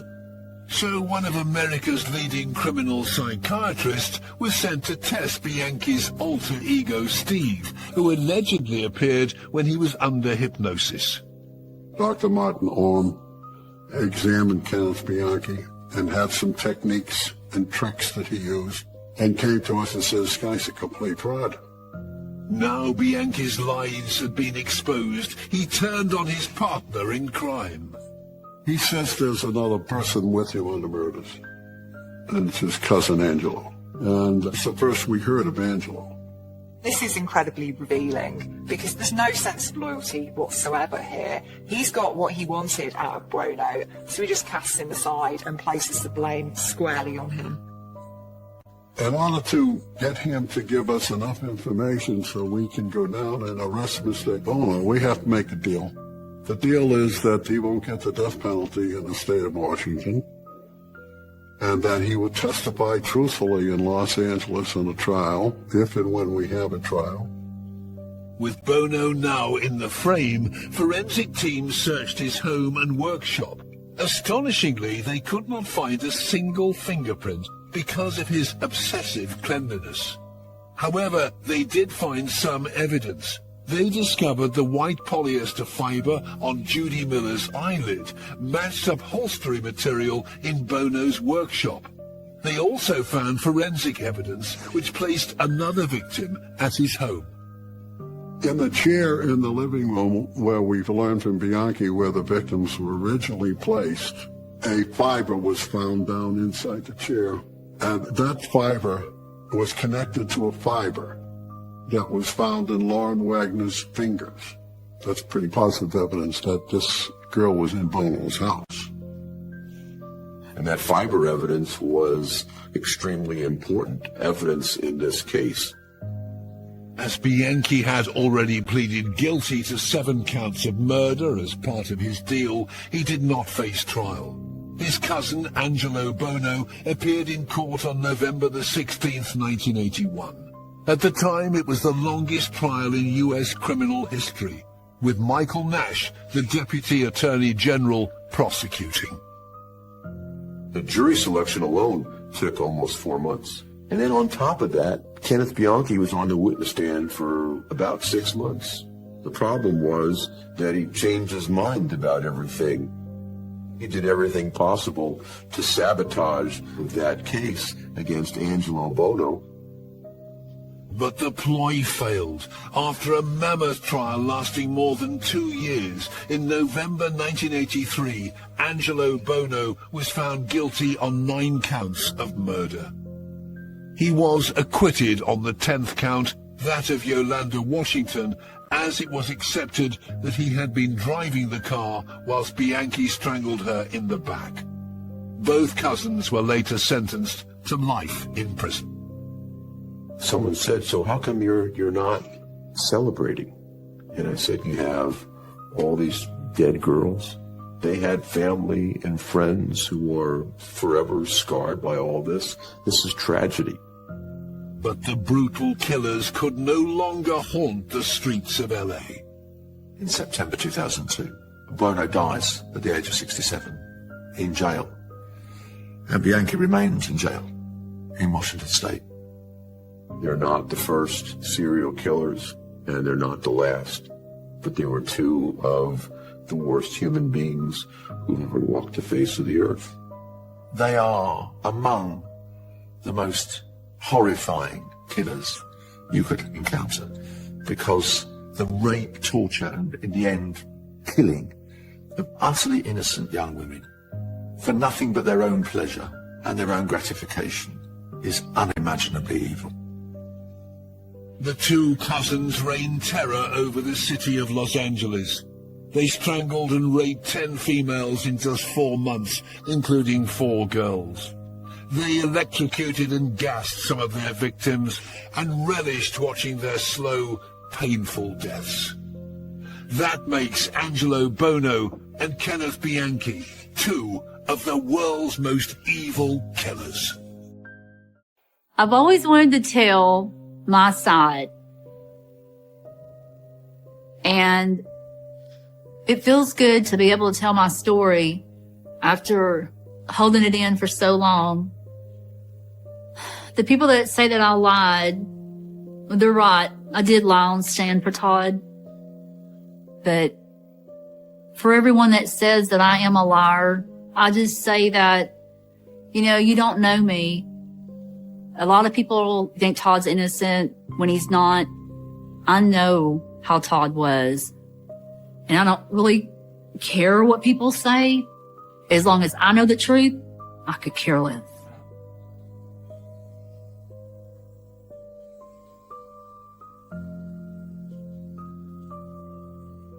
Everyone's so worried about Texas executed an innocent man when they did not execute an innocent man.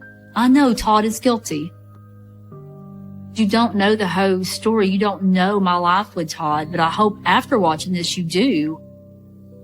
It's crazy that the first day I ever met him, there was a red flag and I dismissed it. The first time I met Todd, I was working at a Dairy Queen. I was a senior in high school. Hey. He goes, well, aren't you Stacy? I said, yes. He says, don't you drive that white pickup? I said, yes, I do. He says, don't you live in those apartments? I said, actually, I do.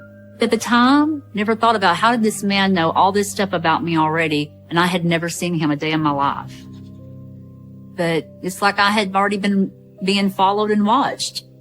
And he said, well, my brother wants to go out with you. And I said, well, why don't he come ask me? And he said, well, he's shy.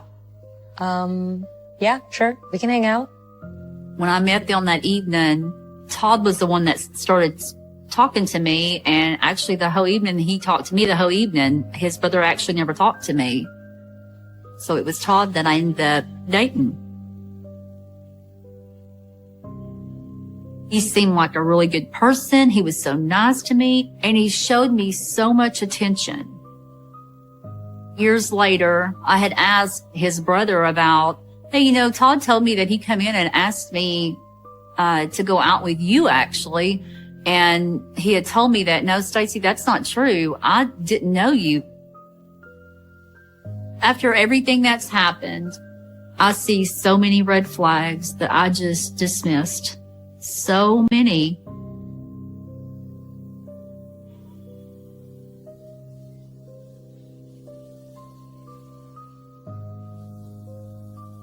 This photograph of me and Todd. This actually was taken on Todd's 20th birthday. That was the day he changed. That's the day I told him I was pregnant with Amber. I was 18. I told him I was pregnant, and he said, you better not be. He goes, you know, I didn't ask for a kid. I don't want a kid, and I don't want a wife. That's not the life I want. So I'm sure that's why I don't look so happy in this picture.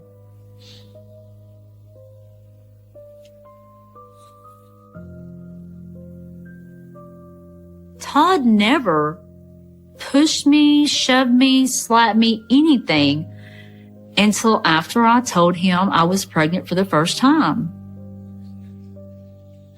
I was running a bath. We were talking about something. I was thinking maybe it's time to look for work. And I just don't think he liked my answer. And he just kind of pushed me. But when he pushed me over the bathtub. And I said, Todd, why did you push me like that? I could have a miscarriage. And he just said, well, that wouldn't be a bad thing. And I was just like, what? So it was a shock to me for him to even push me, but then to say that. It was heartbreaking. But he was my first boyfriend, my first on everything. He was my first. And I did love him. I was in love with him. And I guess I overlooked the little things that really were big things that I shouldn't have overlooked with him. I don't want to be a single mom raising a child. I want him here. I want him to love his daughter and love me too the way I love him. I wanted to do whatever I could just to keep my family together.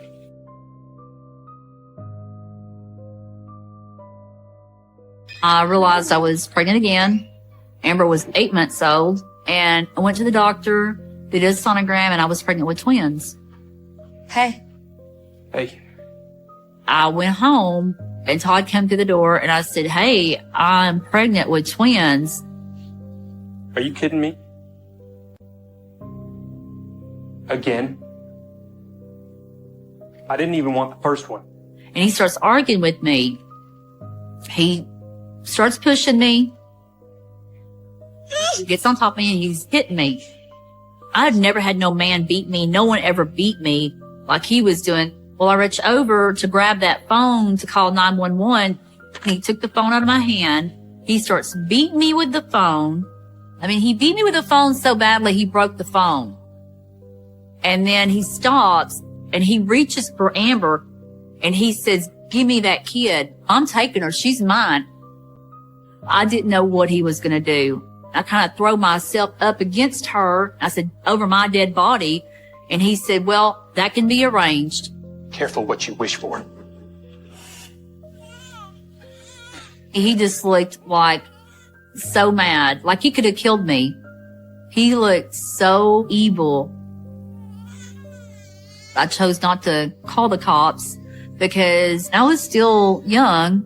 And I guess I thought I don't want any more problems. I thought maybe if I did call the cops, maybe they would arrest him and then I'd have to deal with him when he got out. So I just wanted it to be over. I didn't want to deal with him. So I chose not to call the cops. I said, get out of my house. Well, it was about a month or so, 6 weeks. We talked. He apologized. He said, I don't know why I did that. I'm so sorry. I can never apologize enough to you for what I have done. And I believed him. I'm fixing to have the twins. He acts like he's excited now about it. You know, everybody makes mistakes. So I let him back in. I didn't recognize all the evil in Todd because I love Todd. And a lot of times love is blinding. It blinds you from the truth.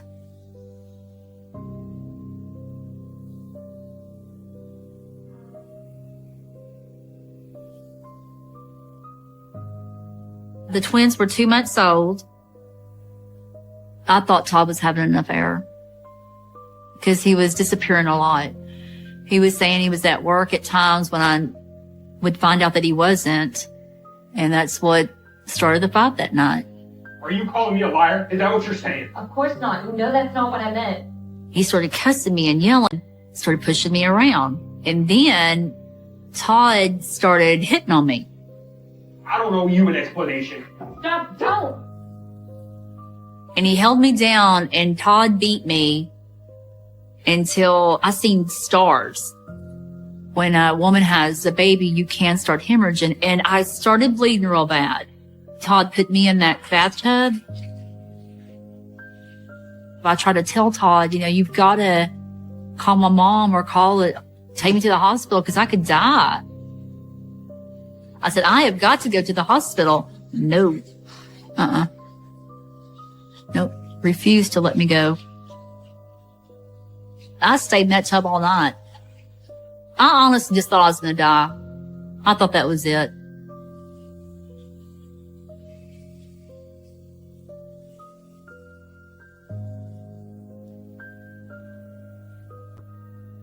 I guess I'd fallen asleep in the tub. I woke up and Todd was just sitting there.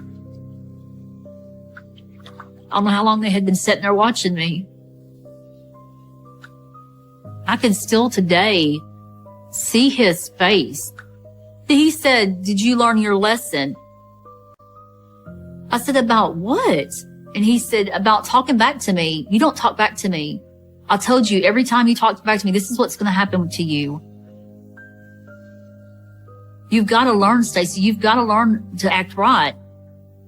I was terrified of Todd.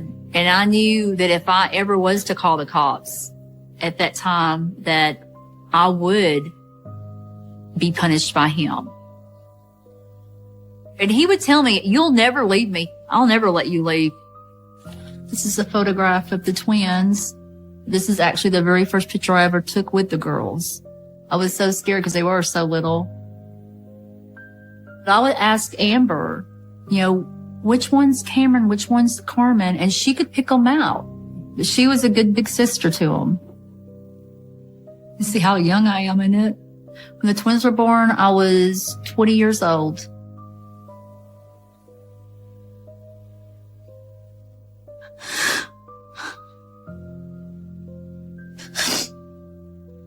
I always think, you know, that girl would have been a little bit stronger, you know, your life could have been a lot different. I wouldn't be sitting here telling my story. If she could have just been a little bit stronger. I don't know if I could forgive her, because if she would have just woke up and stepped back and said, hey, no, you know, this isn't going to happen, our lives would have ended up different than they are today.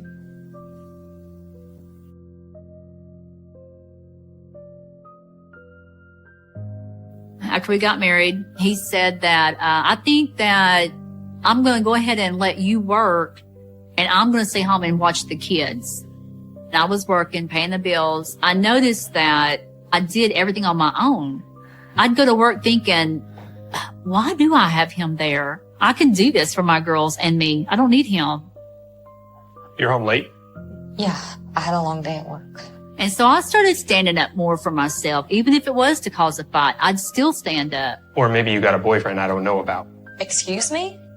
I remember coming home one night and he started yelling at me.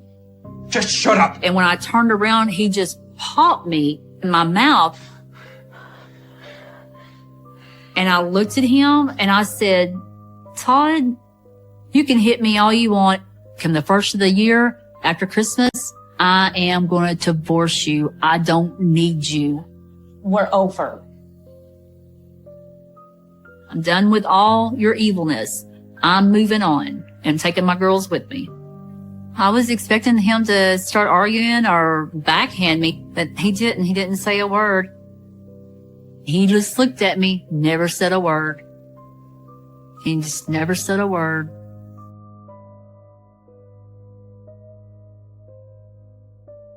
It was around December the 8th or so, and I heard a knock on the door, and it was some friends of ours, and they were there to share the news of the passing of their baby. She was pregnant, and she had a baby boy that was stillborn. And I was telling Todd, I said, you know, I don't know how they're going to do it. I said, how can you lose your child? That would kill me. I could never lose my child. I don't think I could make it, you know. It's just the worst thing in the world. It's just terrible.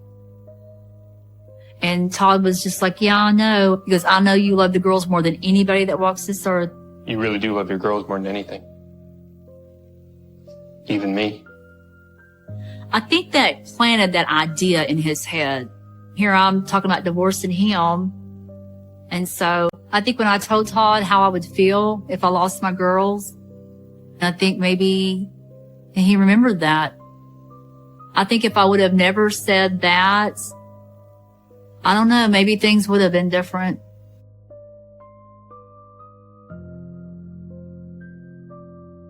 Money was always tight because it was only me working and I had 4 mouths to feed.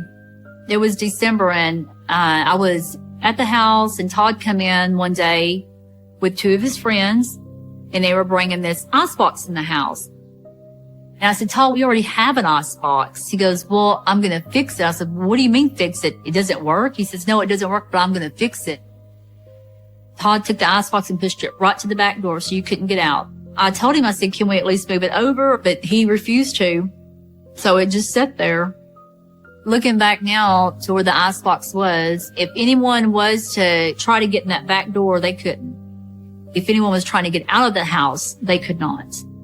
You know, it was big and it was bulky, and I think it was there for a reason, to block that back door. This is the last picture we ever took together. Me and Todd took the girls to a photo store to get our pictures taken for family pictures. I wanted to give them for Christmas gifts. We're all smiling and he looked so mad. Like he did not want to be there with any of us. I get angry when I look at this picture. You're with the only people that truly loved you, but you're so mad and you look so evil in it. I can't explain Todd's evilness. I can't.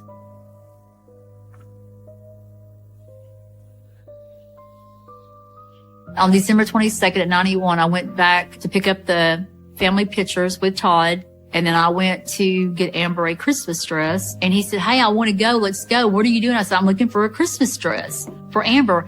She doesn't need a Christmas dress. Why are you looking for a dress? This is our last Christmas together as a family. And if I want her to have a dress, she will. I turned around, I looked at him, I said, I'm buying my daughter a Christmas dress because I can, and it's my money. And I really don't care what you have to say because once again, I am divorcing you after Christmas. So I really don't care what you think. Don't forget I'm divorcing you.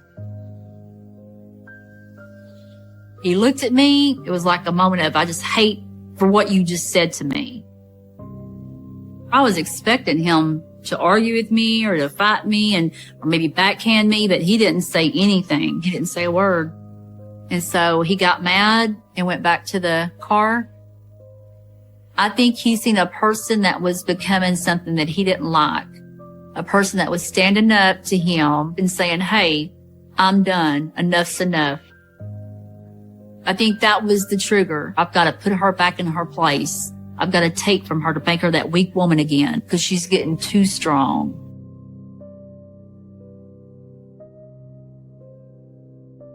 I got up on December 23rd, 1991, and I went into the twins' bedroom, fed them, gave them their bottles, and we were just playing, and, it was almost Christmas time, and I kind of looked up, and Todd was standing at the door and looking in on us. Oh, Todd, you're up. Yeah. And I thought it was unusual for him to get up so early with us because he normally didn't do that. And I just said, what are you doing? He goes, nothing, just watching. He didn't really have a lot to say. Maybe he was having second thoughts watching us play and we were laughing and stuff, but he didn't join with us. He just watched over us that morning. Well, I gotta go. And I told Todd, I've got to do some errands. And then once I get home, we'll get ready for the holidays. And he didn't say anything. Looking back now, I just wonder sometimes if he was looking in on us thinking, should I do this or should I not? The indication of heavy fire coming out of the double windows with the most fire coming out of the front window. I had some errands to run that morning. I was standing in line and a cop came in announcing he was looking for Stacy Willingham.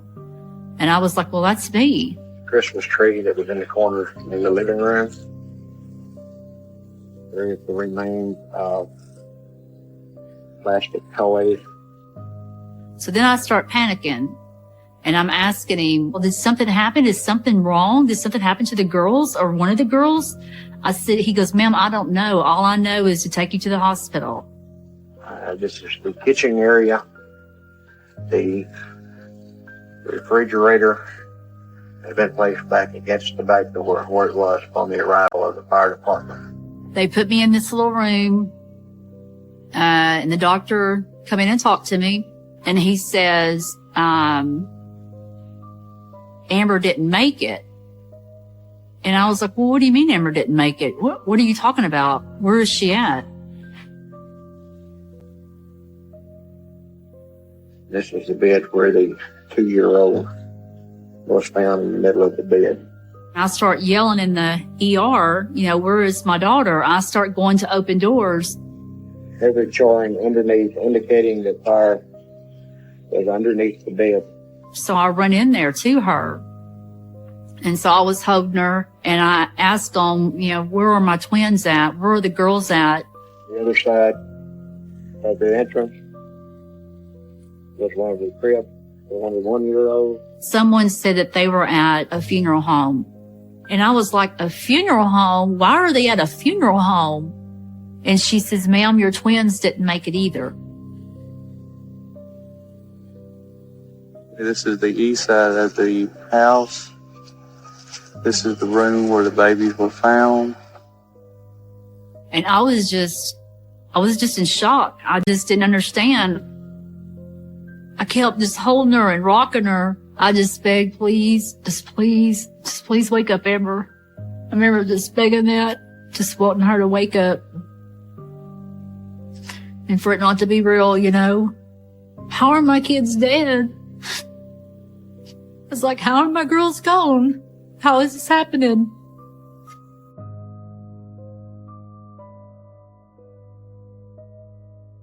you're telling me that all 3 of my daughters are dead, but yet my husband is laying in the next room and he barely had any marks on him. So I wanted to know what was going on. I'll give you guys a minute. And when I walked in, he's like he couldn't look at me. He just wouldn't even look at me at first. What happened, Todd? He's saying that he woke up to Amber saying, "Daddy, Daddy." He noticed there was smoke in the house, told her to get out of the house, went down the hall, went in the girls' room, tried to feel for him. The room was filled with smoke.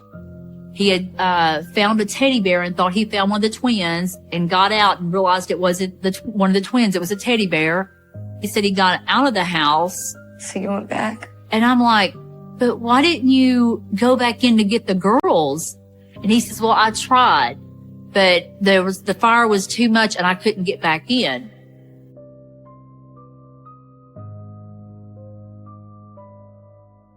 I was looking out the window and everybody left. There was just me and Todd in that room. And Todd asked me, he said, "Stacy, what's wrong?" You okay? And I was like, "What?" He said, "What's wrong? Don't be sad." I said, "Todd, we just lost all of our girls today, you know?" He said, "Well, Stacy, don't worry. It'll be all right. We'll have more kids. We'll have another Amber, Carmen, and Cameron. Don't be sad." We'll have more. I just looked at him and I just turned around and looked out that window and thought, how did this person just say this to me? He just lost his girls too. How can you say that? It'll be all right. It was just shocking for me to hear him say that. And I just looked out the window. I never said a word back. Just looked out the window. I think I was just still in shock, but I never forgot that. Sometimes when I dream I'm in that house, the house is on fire and I'm reaching out to my girls and I sometimes have them by their hand, but they're just slipping. You know, I can't save them.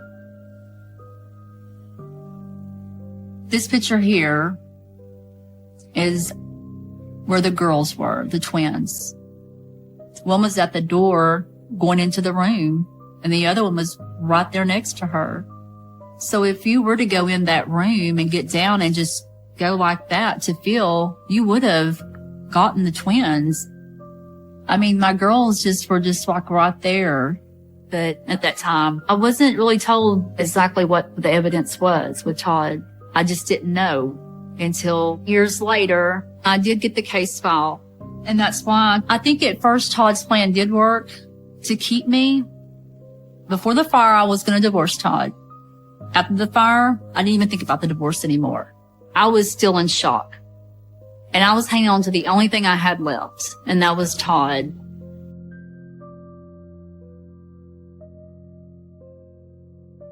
Christmas Eve, that morning, Todd got out of the hospital. His parents picked him up, and I was there. Well, Todd started throwing a fit. "No, I want to go to the house." And we were like, "Why?" And he says, "Well, I want to go to the house." So we get there, standing in that house. That's a memory I can't get out of my head.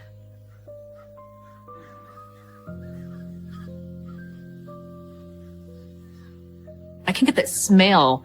I can sit here and I can smell that house, you know.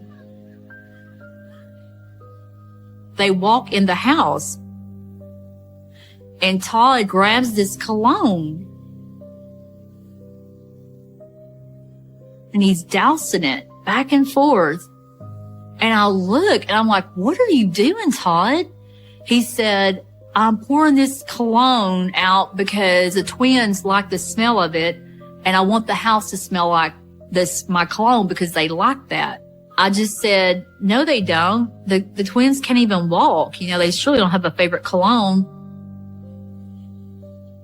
And his dad says, "Boy, you need to stop doing that. They're probably still investigating this." He goes, "I don't care. I don't care what they're doing. It's my house and I can do what I want." Todd walked down the hall. He's dousing it back and forth. He walks into the girls' room.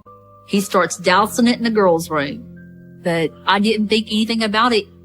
It's just cologne. I mean, if they're investigated, surely they'll know the difference in cologne and something else. So it didn't raise any red flags to me.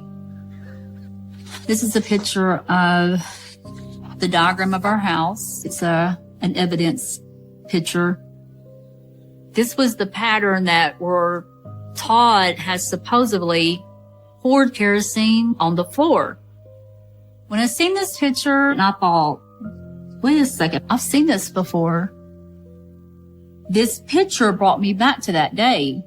And I looked at it and I thought, how did Todd pour that cologne exactly where they're saying the kerosene was poured? We had 3 kerosene lamps. And I believe Todd took those lamps off that shelf. I believe he poured them down the hallway. I believe he poured them down the girls' room, under the beds. And I think he set that fire and walked out that door. And then waited till the fire trucks come. Because they said Todd was just sitting in the yard. He was just sitting there till the fire trucks come. And it's the same pour pattern as he poured that cologne. It's like he was trying to get back to the house to cover up what he had done with cologne before they started the investigation.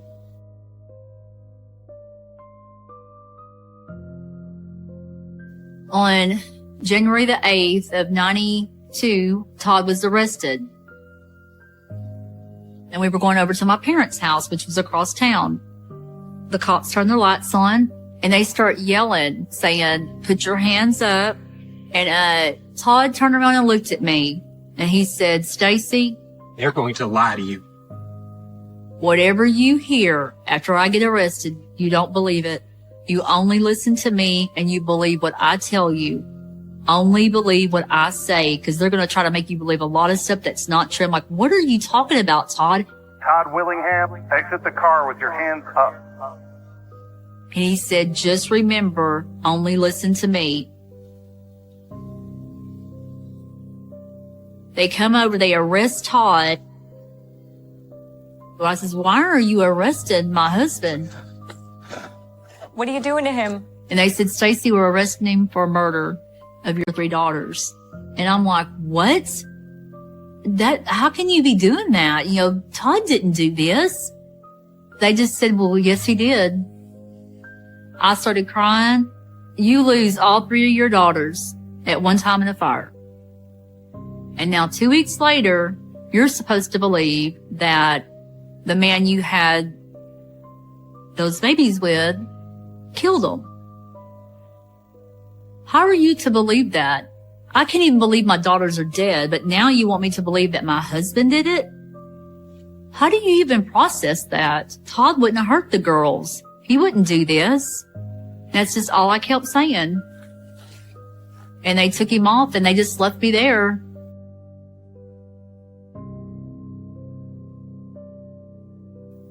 This is a letter Todd wrote me a couple days before I was to testify for him, to tell me what I needed to say on the stand. I've never shared this letter or any letter that Todd ever wrote me. It says, Stacy, just be calm and do the best you can. And just remember, all you have to do is let them know the best memories, because those are the ones that will sound best. They are trying to make me look bad. You are to make me look good.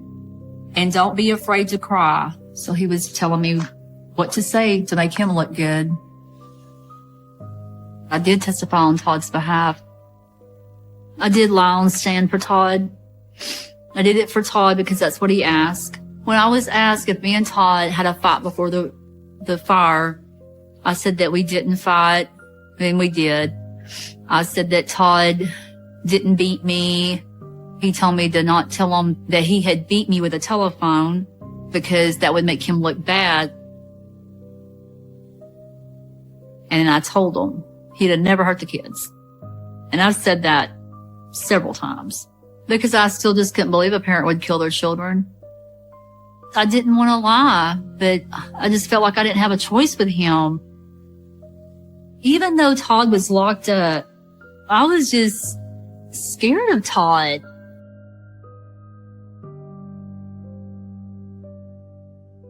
After Todd was found guilty and was sentenced to death row, I still believed in Todd. I still thought Todd was innocent.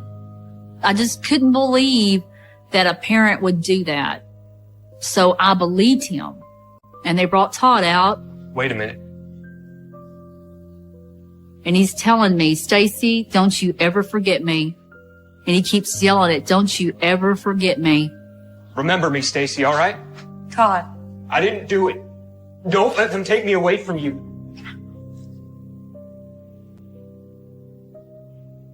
I went to Todd's execution. He said he was innocent. And then he turned to me and started just cussing me, saying, I hope you rot in hell, bitch. I remember that.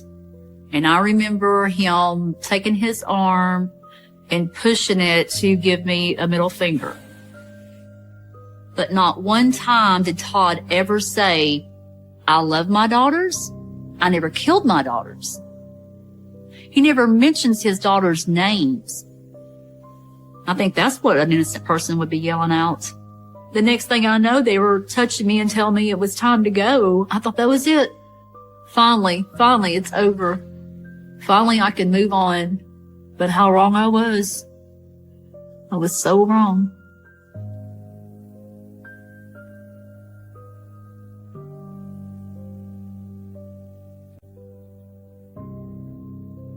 After he was executed, I started seeing things in the paper about the Innocence Project.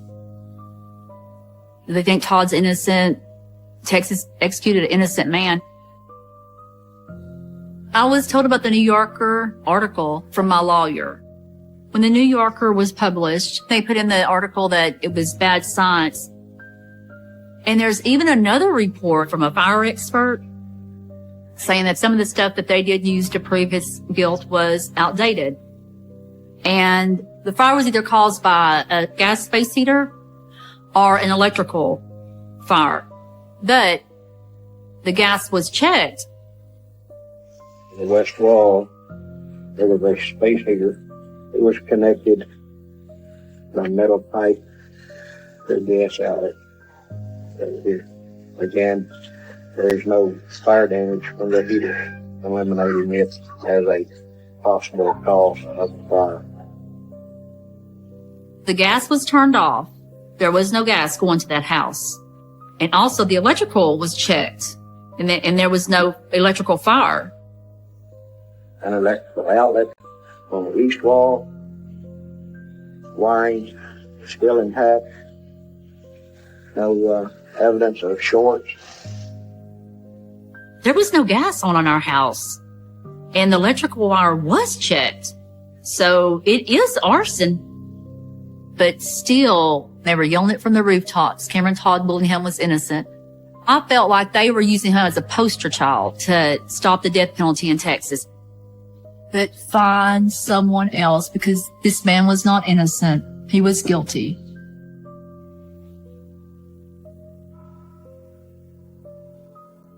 When Todd got an execution date, I went up to the courthouse. They went to walk him out. And he looked at me and he said, Stacy, you need to come see me. You need to come see me. There are things that need to be said. You best come see me. And then he walked out. And 2 weeks before he was executed, on January the 31st, I went and visited with him on death row. When I went in there, I didn't know if Todd had done it or not. That's when I found out the truth. He said, Stacy, honestly, I didn't even go in there. I didn't even try to save the girls. I just walked out of the house.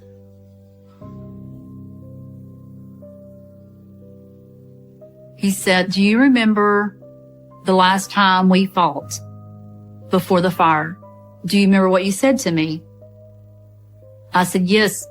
I turned to you and I told you I didn't care what you had to say, because after Christmas I was divorcing you. He goes, right. He said, Stacy, I believed you. In my mind, I could not let you walk out of that house.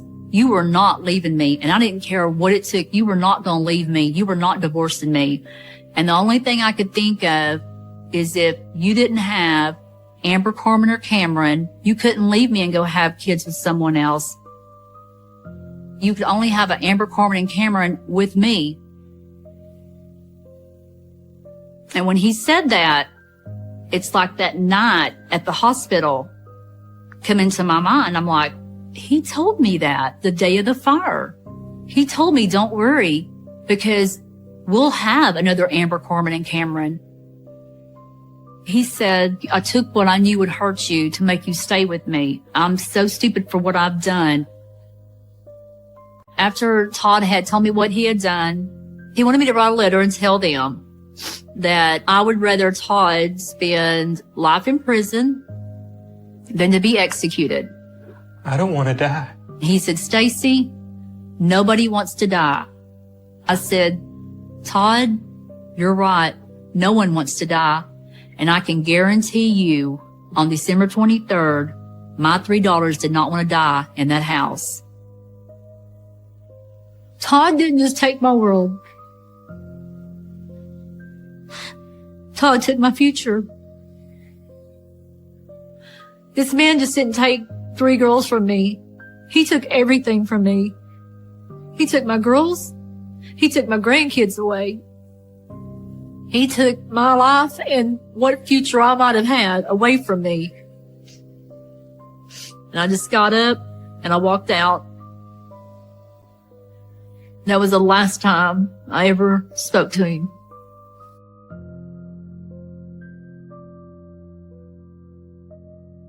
I've read where people say, you defended Todd all these years. I defended Todd for 10 months, not 13 years. And then I had read where one of the reporters had come to my house and interviewed me, and I told him that Todd didn't confess to me and all that, and that wasn't true. I never said that. The people that say that I lied, they're right. I did lie on stand for Todd, but I didn't lie about what Todd told me. Todd was not innocent. This is a letter that Todd sent me day after our visitation. I've never shared this letter until today. It says, Dear Stacy, how are you? I hope this finds you well and in good spirits. I am grateful for you coming to see me and giving me a chance to say the things I could. He says that the visit was cleansing to his conscience. Saying those things in person meant so much more. So not only did he tell me face to face, he also wrote me. I don't really care what any report says. I don't believe a New Yorker or anything else. I believe what Todd told me.